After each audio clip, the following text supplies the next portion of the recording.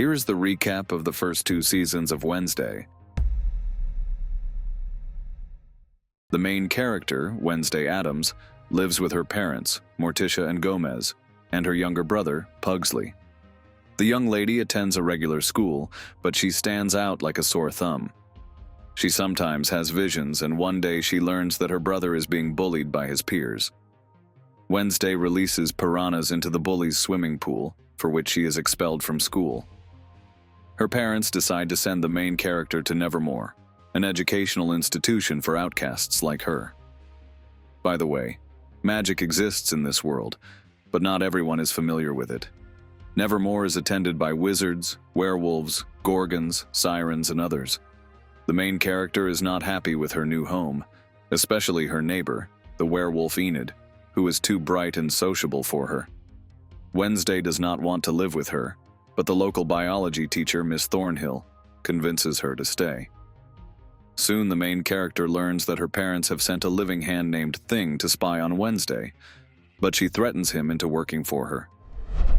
Meanwhile, we learn that the nearest town, Jericho, is sponsored by Nevermore. So even though the locals dislike the outcasts, they have to put up with them. In the vicinity of the town, a monster attacks a tourist, and Chief Sheriff Donovan believes that the school is involved, but he cannot prove anything. On her first day of school, Wednesday runs into the most popular girl in school, Bianca. And in the evening, someone drops a statue on Wednesday, but she is saved by Xavier, who has clearly taken a liking to her. The next day, the girl heads to Jericho. The court says she has to see a psychologist, but her sessions with Valerie are just awkward. Wednesday intends to run away from school and goes to a local coffee shop, where she meets Tyler, the sheriff's son, who also falls in love with the main character and wants to help her. However, the girl is caught by the school principal, Larissa Weems, and brought back. Soon, Wednesday heads to the carnival, where she has another vision. Following its clues, she runs into her classmate Rowan. The guy tries to kill her, saying that the main character will cause their school to be destroyed and he just wants to prevent that. His mother made this prediction many years ago, and there is evidence to support it. It was Rowan who recently knocked the statue onto her. Suddenly, the monster appears and kills the boy, but leaves Wednesday unharmed. The police arrive but find no body, and soon Rowan returns to school as if nothing had happened. However, he is expelled, and the boy leaves. Soon we learn that the school principal actually turned into him to remove all suspicion from the school. The main character finds out about this, but Larissa Weems convinces the girl that she acted only out of good intentions.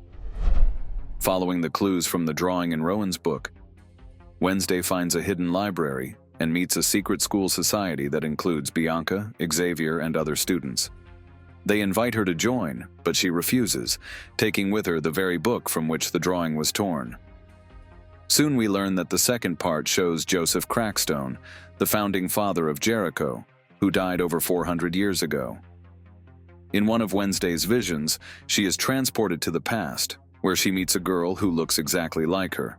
It turns out to be Goody Addams, her distant ancestor. In the past, Joseph Crackstone tried to destroy all the outcasts, including Goody, but she survived and after some time built the Nevermore School right on his land. When Wednesday comes back to her senses, she sees the monster again and learns that it is actually a man turning into a beast. Soon, it commits another murder, and the police find a camera with its silhouette captured on it. After that, Sheriff Donovan becomes convinced that Nevermore is involved in all this. Wednesday continues her investigation and, having broken into the morgue, learns that the monster takes a part of each victim's body. Soon she begins to suspect Xavier, and having made her way into his secret lair, discovers a huge number of paintings with drawings of the monster. Xavier has the gift of prophecy, and according to him, he constantly sees this monster in his dreams. In one of the paintings, the main character sees a remarkable cave and, with the help of her new friend Eugene, finds it. There she takes the monster's nail and asks the sheriff to compare it with Xavier's DNA. But soon we learn that there is no match.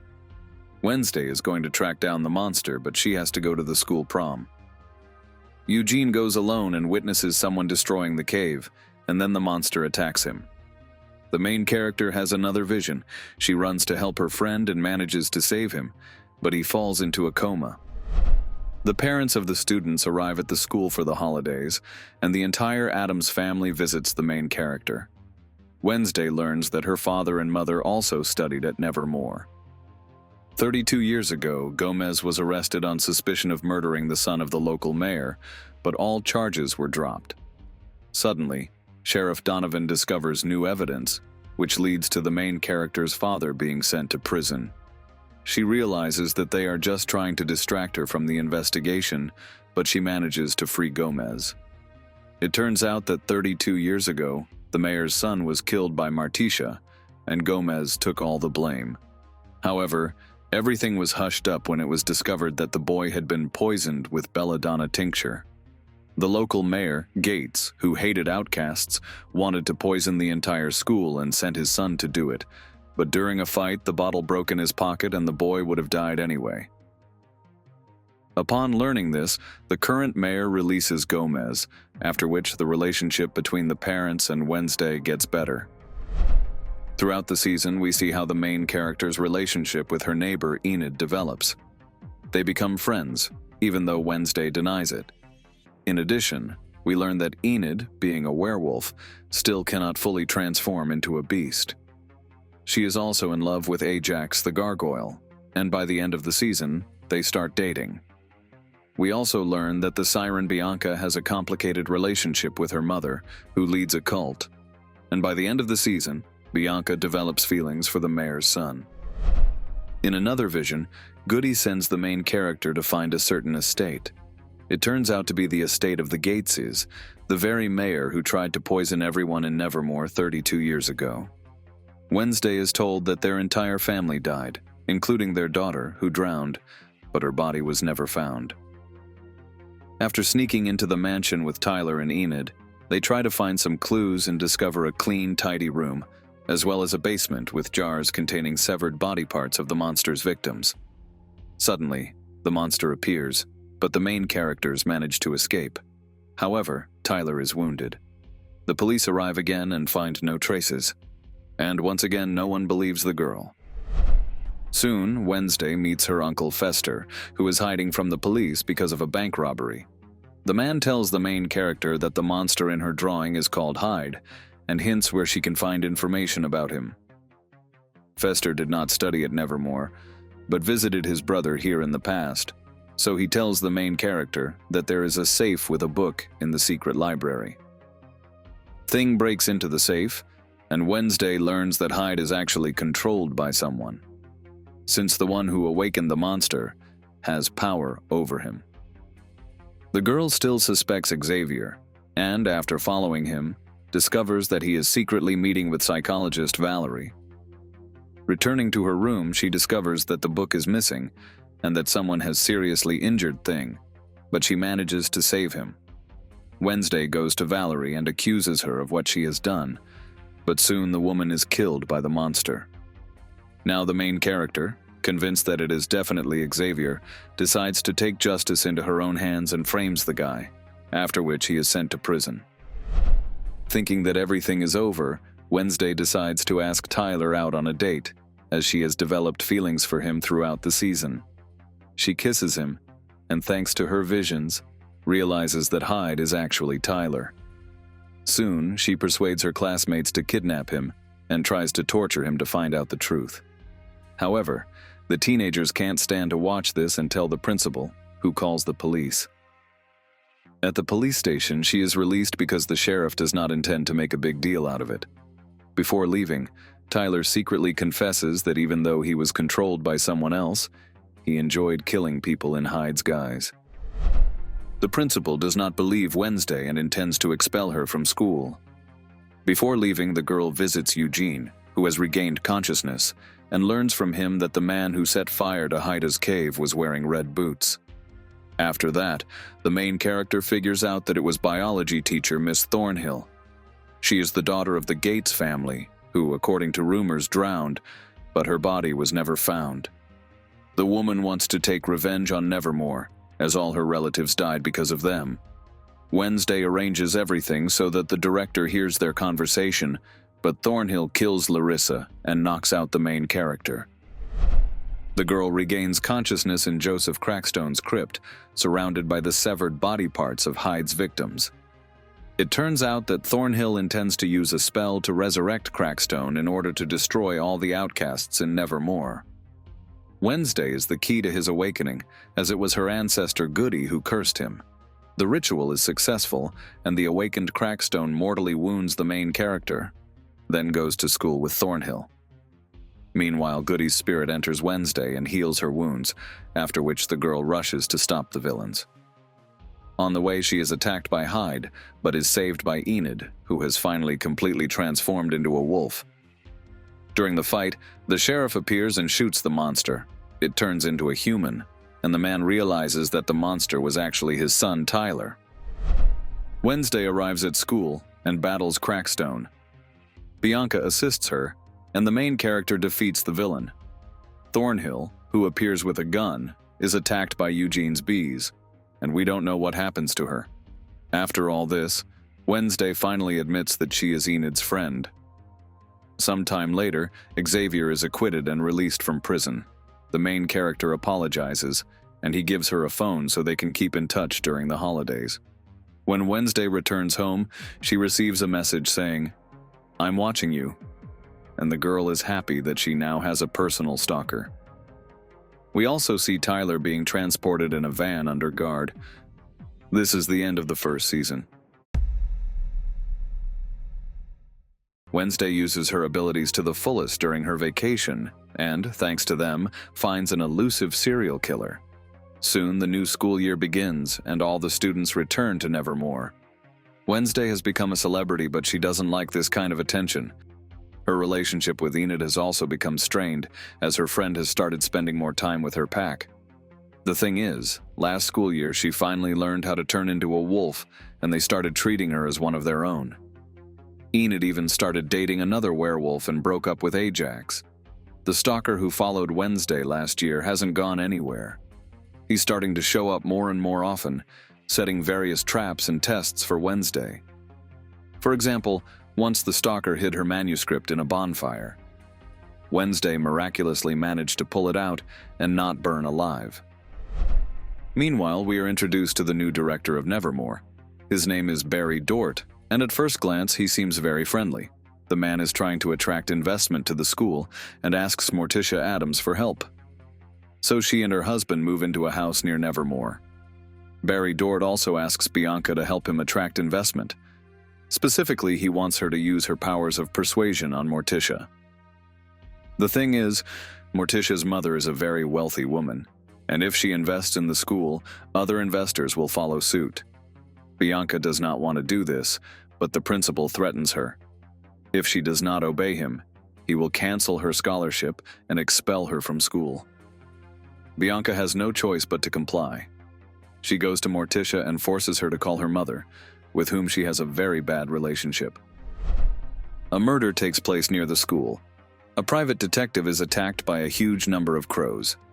Wednesday becomes interested in the case and is soon contacted by former Sheriff Galpin, Tyler's father.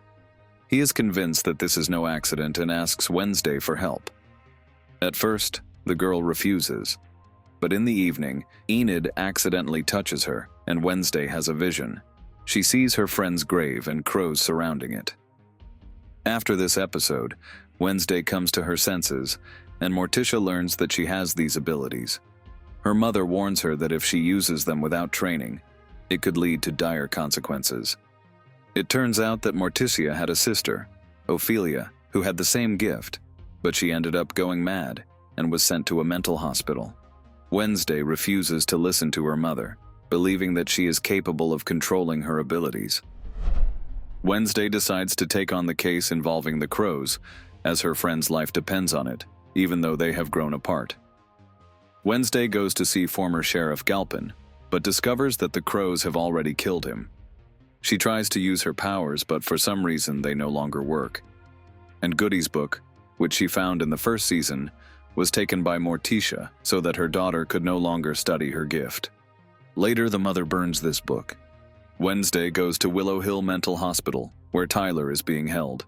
She meets the head doctor, Rachel, and her assistant, Judy.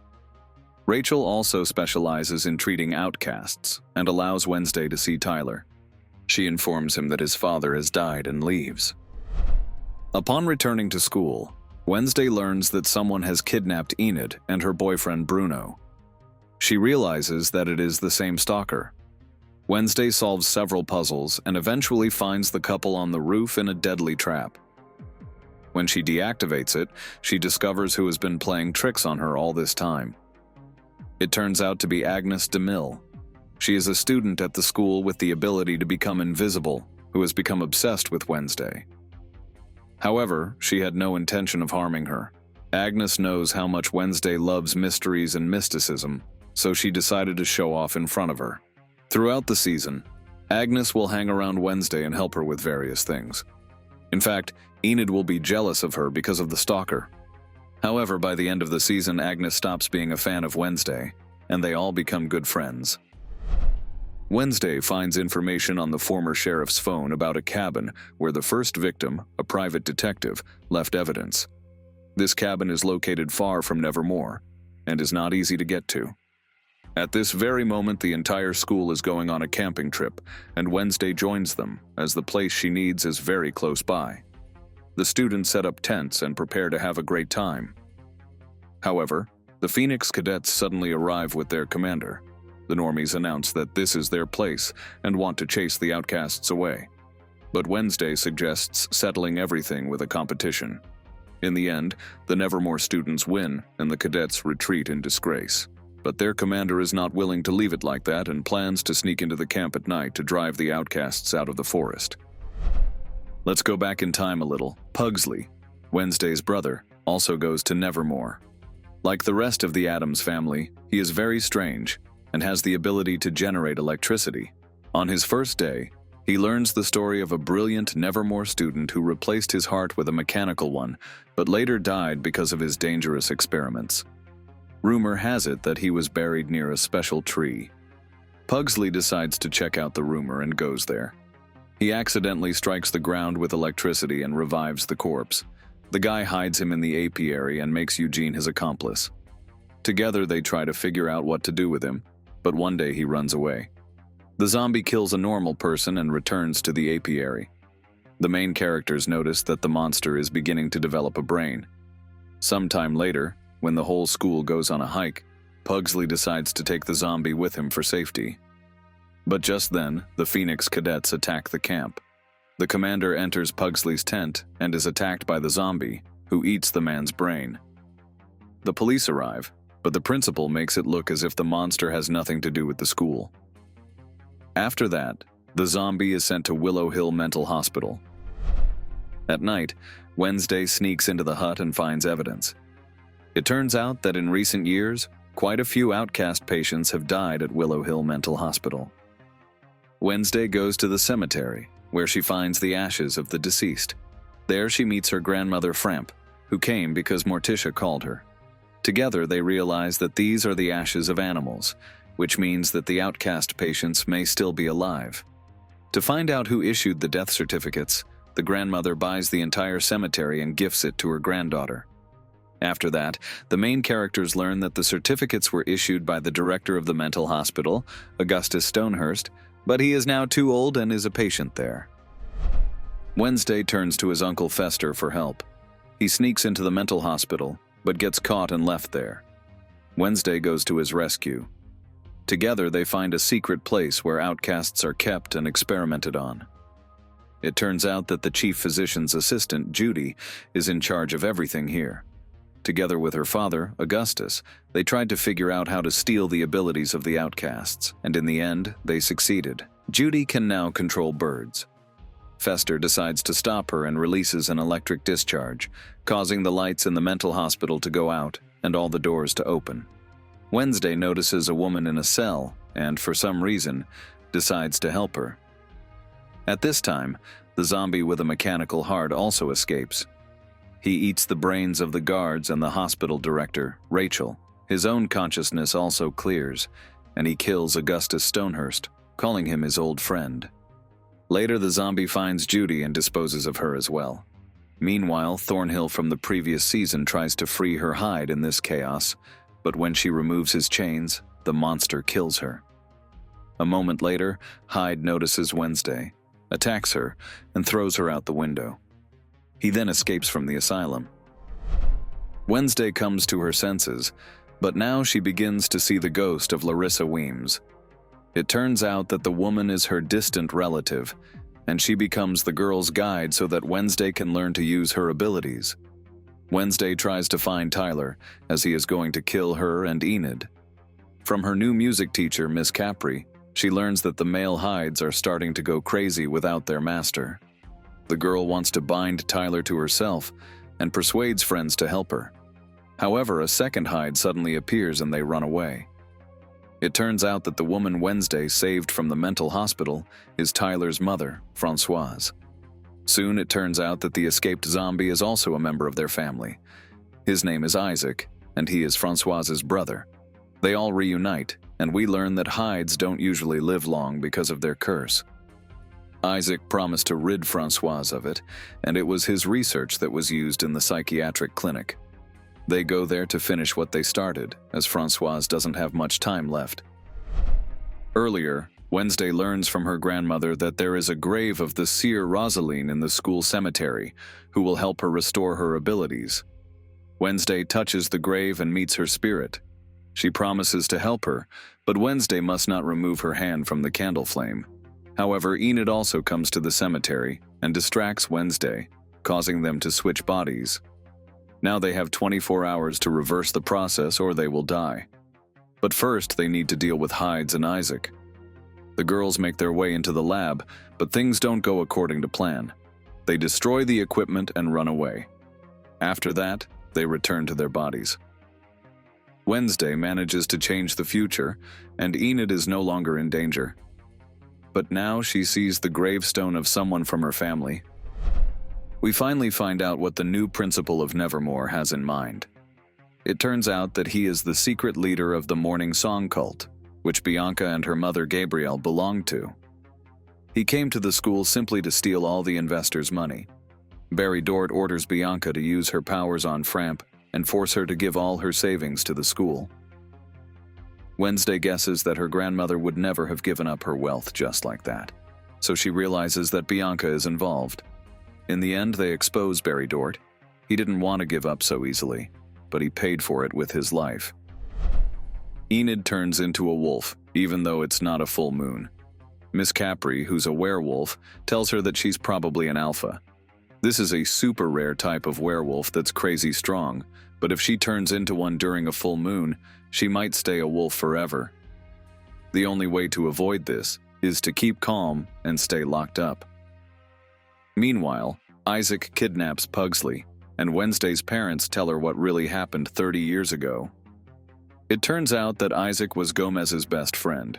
He created a device in the school tower that would remove the curse from his sister Françoise, but the machine needed energy to power it. So he tricked Gomez, who had the ability to conduct electricity, into going there. Morticia stopped the process in time, and Gomez survived, although he lost his gift. Isaac died, and the couple buried his body near the school. Wednesday goes with Thing to meet Isaac and plans to catch him off guard. However, it turns out that Thing is Isaac's hand, which he sews back on. After that, the mad scientist buries the girl in his old grave.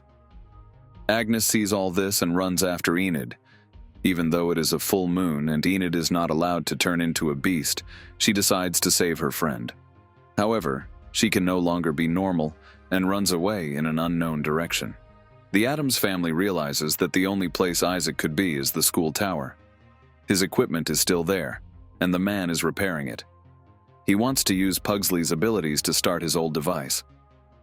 Françoise asks her brother to help her son, not her.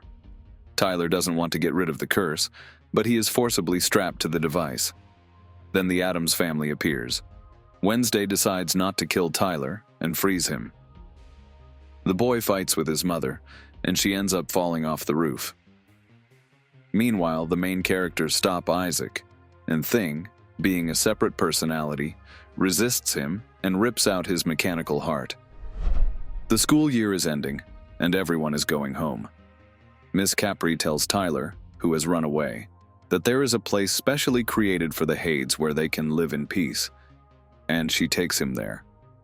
Larissa Weems says goodbye to the main character, as the girl has learned a lot during this time. Wednesday is going to find Enid, who has run away somewhere to the north, and Uncle Fester has volunteered to help her. Wednesday also reconciles with her mother, who gives her the diary of her sister Ophelia. When Wednesday touches it, she has a vision. The girl realizes that Ophelia is still alive. At this moment, we learn that she is in the basement of Grandma Framp's estate. This is the end of the second season. Don't forget to subscribe to the channel and click the like button. Thanks for watching. Goodbye.